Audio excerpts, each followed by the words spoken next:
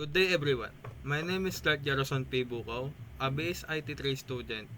In this video, I will explain the difference between procedural programming and object-oriented programming using this Venn diagram. Let's start with procedural programming, shown on the left side of the Venn diagram. Procedural programming uses step-by-step instructions where the program follows a specific order from start to finish.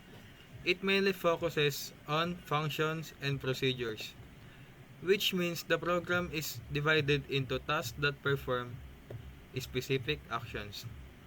In this paradigm, data and function are separated. So, functions can be accessed the data directly because of this. Procedural programming is easier to understand for beginners. Example of procedural programming languages is C and Pascal. Now, let's move to the object-oriented programming, shown on the right side of the Venn diagram. Object-oriented programming, or OOP, uses objects and classes. It combines data and function together into one unit called an object. OOP supports important concepts such as encapsulation, inheritance, and polymorphism, which make program more easier and secure. Because of this feature, object-oriented programming is better for large and complex programs. Example of object-oriented programming languages include Java, Python, and C++. Now, let's discuss the similarity found in the middle of the Venn diagram.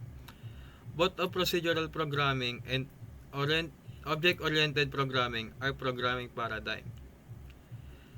Both are used to solve problems in programming. They both use variables, loops, and conditional statements to control the program flow and logic.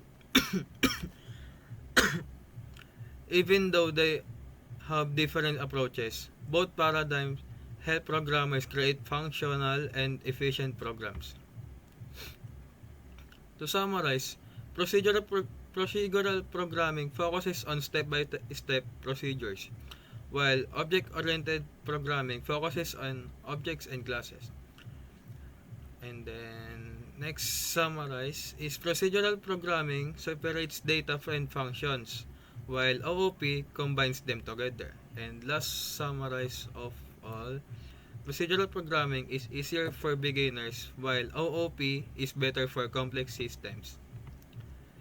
In conclusion, both procedural programming and object-oriented programming have their advantages. Choosing the right paradigm depends on the type of complexity of the program.